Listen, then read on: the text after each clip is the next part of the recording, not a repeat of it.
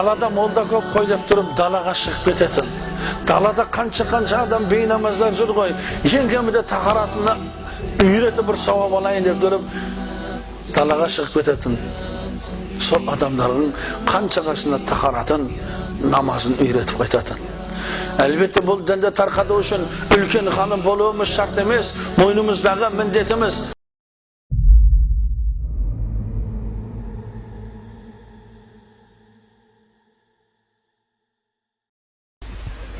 Мен 88 жылдары сол Ошта оқығанмын.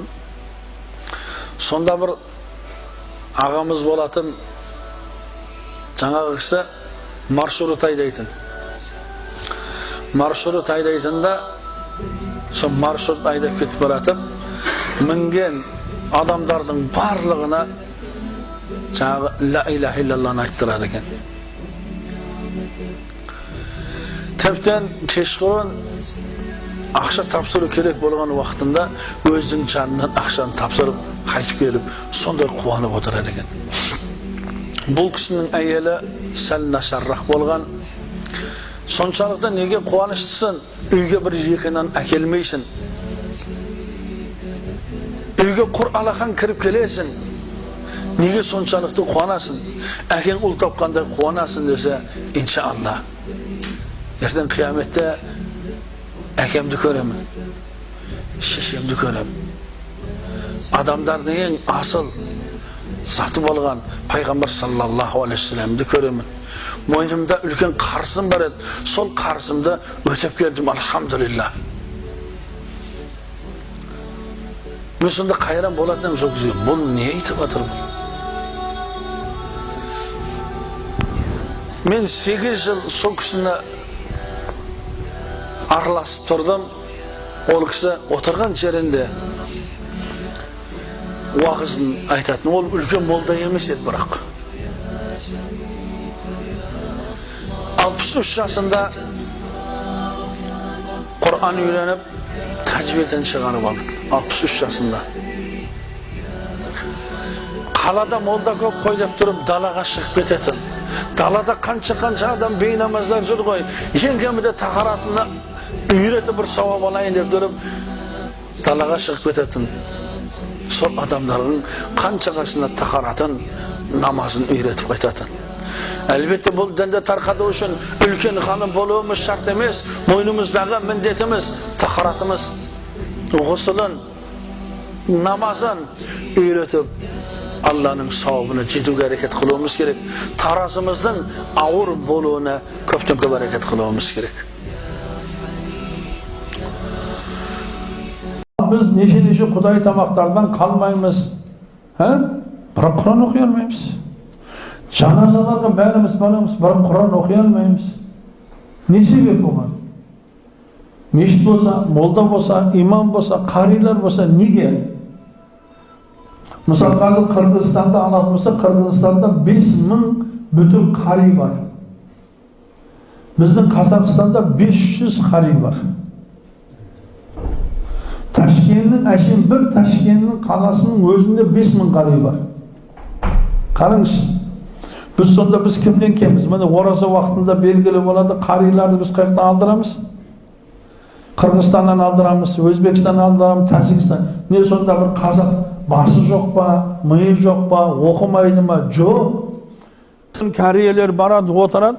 Хош, мәулітті кім істеп жатыр? Мынау әкесі, шешесі, баласы сол семьяда қанша адам болса сол шығады да, бұл мәуліт 1-2 сағат қана болмайды екен. Кешке шейін болар екен де сол үйде. Соны бірінші әкесі айтады, пайғамбарымыздың тарихын, шешесін айтады, ағасы айтады, келіні айтады, баласы айтады. Міне қараңыз, енді 1 ай бойы бүтін ауыл пайғамбар саллаллаху тарихын айтып шығады. Қараңыз. Сол ауылдарда мысалы сигарет сатылмайды. Өзіңіз ойлаңыз, сигарет жоқ. Біздің Шымкентте бір жолдас жігіттің ағасы айтыпты, бір таксимен сол жаққа барып қалдым бір. Содан депті, сигареті бітіп қалған ғой. Сигарет іздейді ғой. Бір дүкенде сигарет жоқ дейді ғой. Қараңызшы. Енді қараңыз, сигарет сатылмаған жерде пиво сатылмайды, арақ сатылмайды, шампанский сатылмайды. Ол жерде төбелес болмайды да ол жерде. Qarаңыз, o жерде жөзекшелік болмайды да, o жерде. Туып алып тұрып, ана мусорға тастап кететін адамдар шықпайды да, o жерден. Ол жердегі адамдардың содыры бір-біріне болған махаббатын көріп, со дәрежеде бір мақтап келді да, тіптен осы бір ай, осы мәуліт өткеннен кейін, жаңағы жерге бүтін бәр жиналар екенде, ең жақсы мәулітте пайғамбарымыздың тарихыны айтқан, білген адамға бір сыйлық берер екен. Білесіздер ме қандай сыйлық ол? Сол үйдің ата-анасын қажылыққа жіберер екен. Сол үйдің ата-анасын қажылық. Адамдар келесі жылғы мәулітке сондай дайындалар екенде, пайғамбарымыздың тарихтарын жаттап шығады. Үлкен атасы, үлкен апасы, үйдегі ағасы, жеңгесі, үйдегі бүтін барлығы пайғамбарымыздың тарихын жаттап шығады екен да.